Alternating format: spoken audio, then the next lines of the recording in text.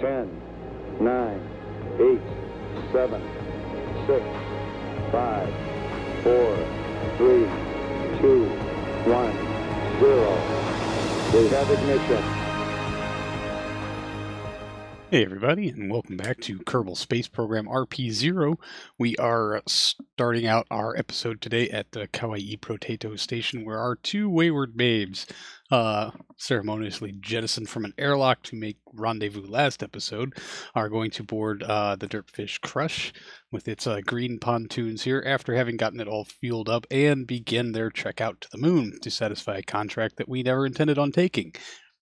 Furthermore, this is a contract that we are ill-prepared to actually complete because the contract calls for 3 Kerbals, not 2.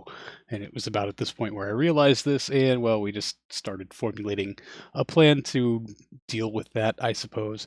We do have 4 Kerbals down at our Lunar Research Station that are, they've been there for a little over a year and a half.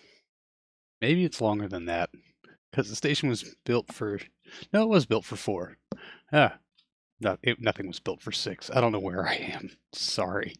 Anyway, we could bring them up from the surface and, cycle the crew out and, let them come home, I suppose. Or maybe, take these 2, let them spend some time on the surface, cycle half the crew out. We'll make that determination.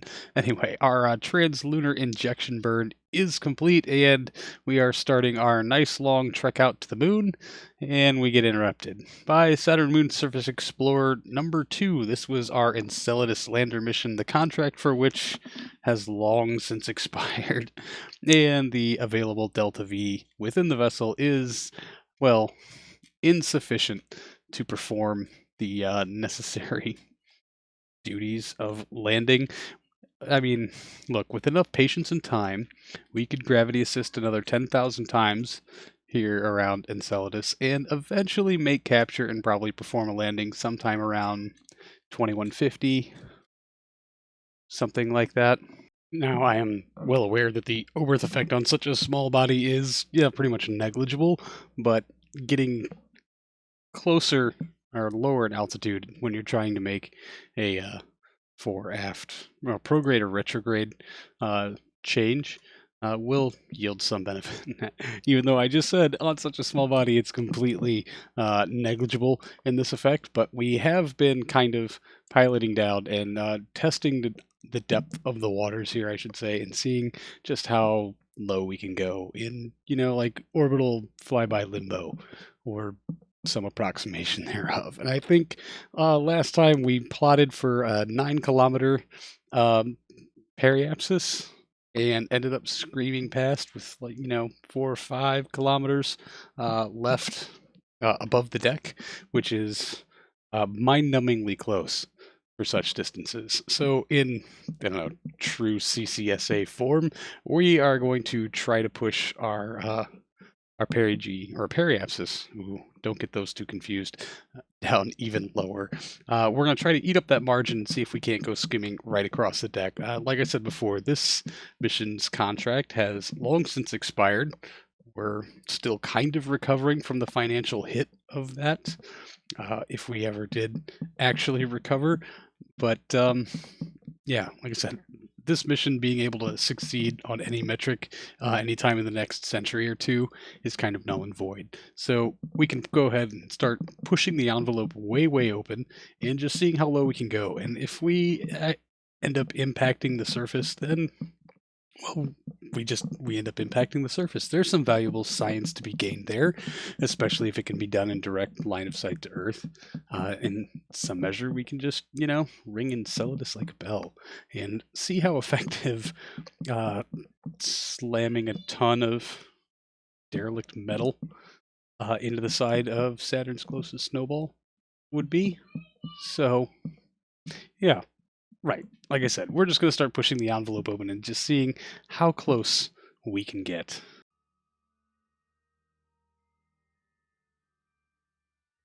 Leave you locked. All right. Get to retrograde as fast as possible. Now we have 1,500 meters per second. Curium, how's it going? There's retrograde. I was being silly. Okay, and angle it in. I don't really need to see you, flight computer. 4.5 kilometers is going to be our off the deck. Hey, a radio in that doesn't really matter. Engine ignition, we're going to try to keep that impact point kind of stable. Quick save dummy, dang it. You have to get to know Enceladus in order to orbit it. Fly by it like 50 times. That way it can get used to you. Yeah, no reasonable data here. Unfortunately, 3 minutes of burn time. How long until we hit periapsis? 40 seconds. I don't have roll control. Please no hills. Please no hills.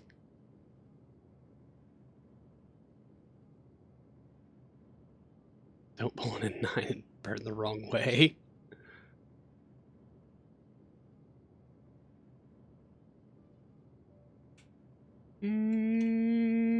Three, 2 kilometers off the deck. Try to. Oh, hey, good. Science. 500 meters and ascending. Nope. Here it comes.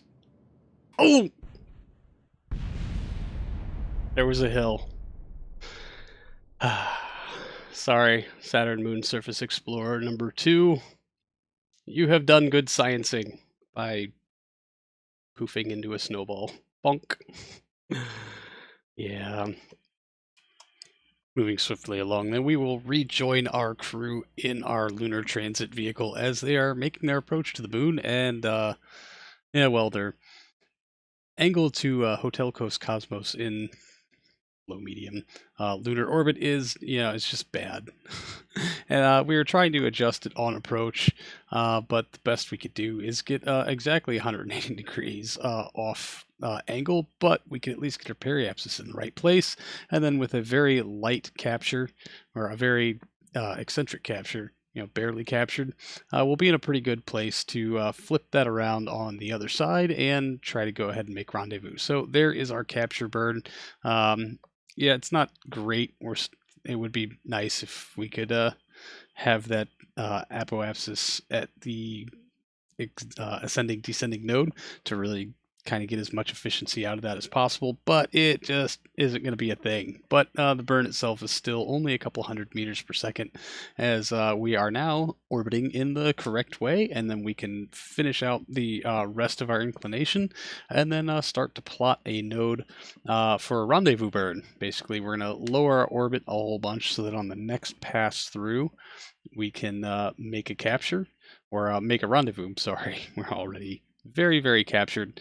And there's this burn now as we walk down that separation at closest approach and get it to within about 30 kilometers. We'll plot another node on the other end to try to dial that in a whole lot closer and, well, see if we can't bring this crew in. Now, at this point, I had to take a break from the stream. I did come back just a little bit later to make sure we could at least get this thing accomplished. It's always nice to get one actual accomplishment sorted out, per stream, considering these go for like multiple hours.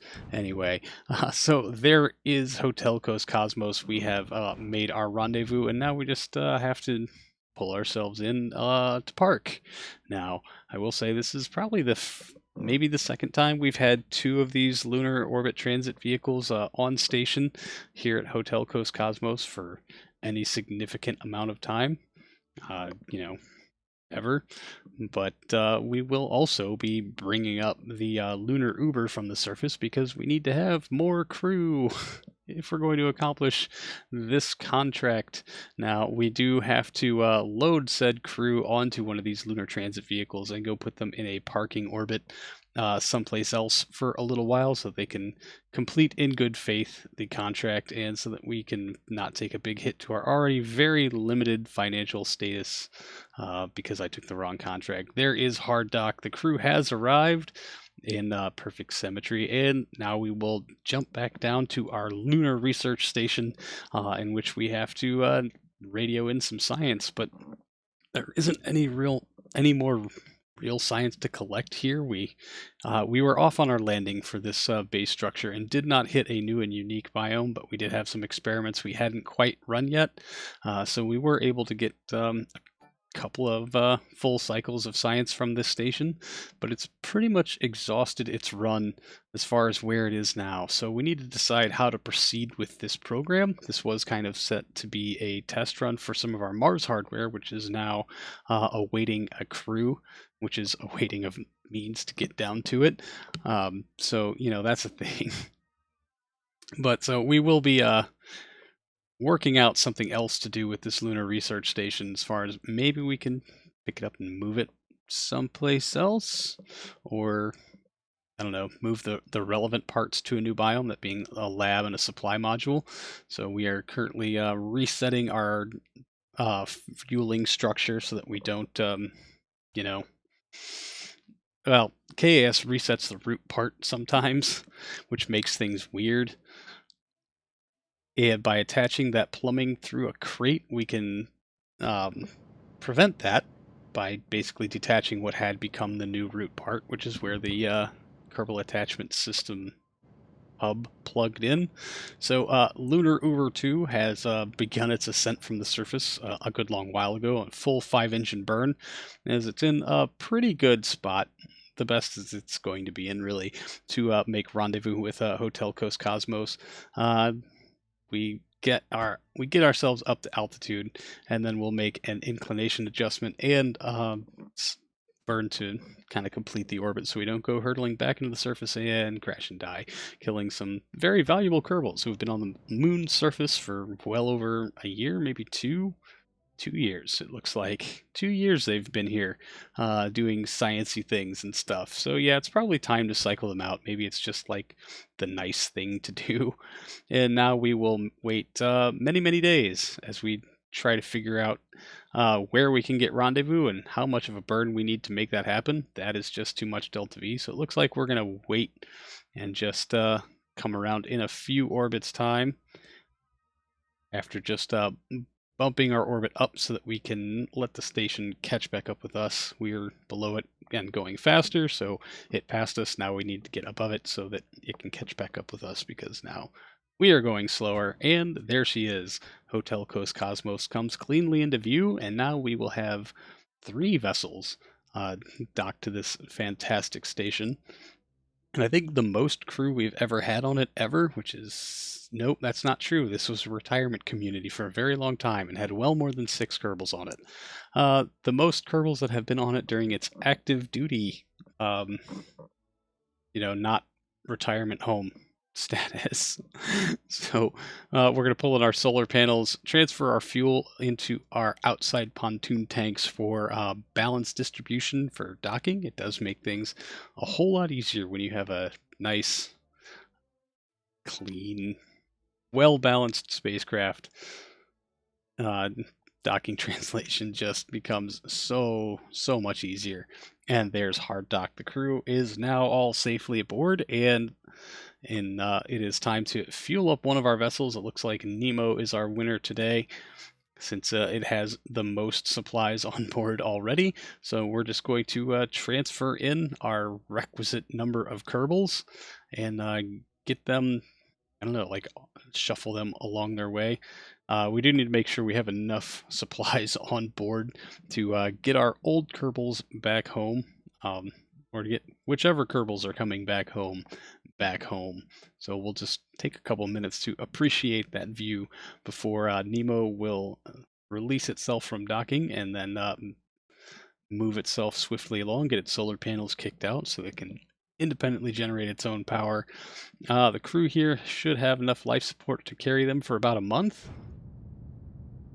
So, and yeah, gobs and gobs of fuel, something like 5.7 kilometers per second at their disposal. So we should have no problems making this incredibly inefficient plane change to bring our orbital inclination up to about 90 degrees, and then getting ourselves at the requisite orbital requirements. Now, the 3 LLO contract is not actually going to count because, well, all my contracts are bugged and the timer never actually starts running, but we do satisfy the contract. We're supposed to sit here for like 2 days or something like that. Yeah, and for some reason, our inclination got out of threshold.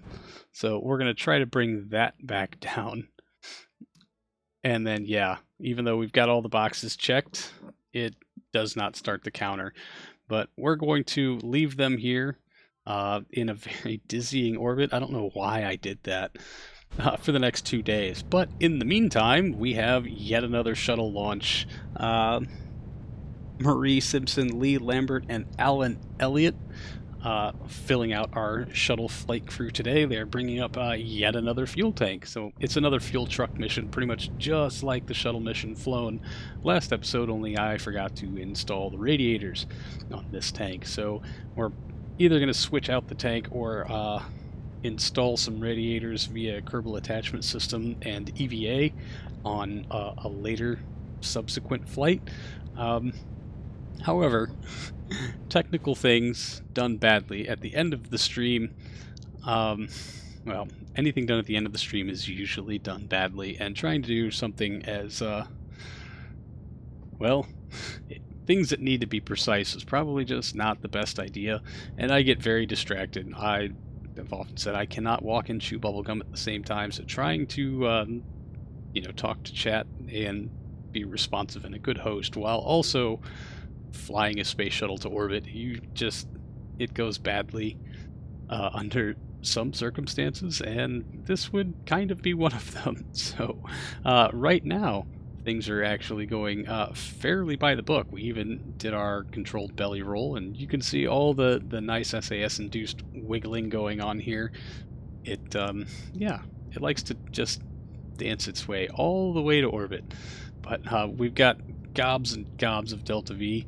I just let that apoapsis get away from me by quite a bit. There will be a pitch down maneuver here at some point, but there basically was no pitch below horizon towards the end of the burn, as there absolutely should have been, and we ended up going just way high. No, yeah, it looks like I missed all of the pitch maneuver until the very end, where some effort was made to bring that back in, but we end up with a 6 million meter apogee and a 115 perigee, which isn't horrible. We're actually going to keep some of that because, well, our option here is realistically to just aerobrake ourselves down to an orbit that makes sense, which is going to be a very long and time-consuming process spanning multiple passes. So the first thing we're going to do is get ourselves out to our apogee and lower that periapsis down to something a little more reasonable for an aerobraking pass. About 90 kilometers is where I'm willing to push it at this point, although in theory we should be able to go a little lower, especially at this altitude, without risk of deorbit, and do this in a pass, maybe two. I'm just not that bold. So for our first pass, we'll get ourselves belly panned in and just kind of time warp through it. I think in later passes we'll try to get our RCS as off as we can, but yeah, we want to kind of put our butt into the wind and deflect ourselves downward, push that periapsis in a little further, and direct as much of this drag as we can into lowering that apogee to something, a little more reasonable, I guess, is what we're hoping for. But it will take multiple passes to get this through. We did go from 6 million down to 4 million on that first pass, but there's going to be a significant diminishing returns as far as, well, your entry speed is lower, so your total, I guess, drag generated is lower because you're traveling a little slower because you're coming down from a lower height, and so you don't build up as much speed, and so you don't, I don't know. There's a bunch of math in there that I totally just don't understand, but I know that if you keep the same periapsis, the lower your apoapsis goes, the less reduction you get from that. Like, yeah, we'll lose less this pass, and we'll lose less every subsequent pass, so long as our periapsis stays, generally kind of the same. And it is a bit of a struggle trying to keep this thing, facing the way we want it to. Every bit of this spacecraft wants to argue with going in just flat-bellied like this, and it really just does not enjoy it. The good news is we'll have a significant excess of RCS propellant, both from our tug module and from our normal stores, that will hopefully make up for this difference and still allow us to have enough fuel to make rendezvous. If it's looking like we won't have enough fuel to actually make rendezvous, well, maybe not docking, but if we can get a good rendezvous, we can expel the tank and have its tug module do its rendezvous and docking all on its own without any help from the shuttle crew, which will at that point have been on station for way too long anyway. So, yeah, things got a little choppy around here, I guess. I don't know what happened to my recorded footage other than maybe I was just having some issues with OBS that I didn't even realize, and there's a bunch of dropped frames here, so I apologize for most of that. But we were able to, I think, work our apogee down to right around 1 million or so meters by the time the stream ended. I think I had one more pass after this. I'm gonna be real honest with you, I've already lost count, so if you remember how many swings we already did, maybe we can try to figure out how many more swings through we have to do in order to bring that apogee down to our desired 300 kilometers. And let's just assume we'll keep periapsis the same until we're close enough, I would say within, 200 or 300 kilometers, where we could just do this on the back of our OMS engines and not have to, risk losing the mission and deorbiting with a large tank of volatile gases. Volatile liquid. It's liquid hydrogen, not gaseous hydrogen. Nope, this is definitely going to be our last pass, I assume, because I have not yet put it back into time warp. It's probably saying my goodbyes, and I think I will just go ahead and do the same here. So that's going to do it for this one, everyone. Thank you so much for hanging out. I really do appreciate it. Next time, we'll probably try to get this to station, amongst other things, and figure out what to do with our lunar crew. So, yeah, that's going to do it for me, everyone. Thank you so much for hanging out. I really do appreciate it, and I will see all of you in the next one. So, until then, see you later.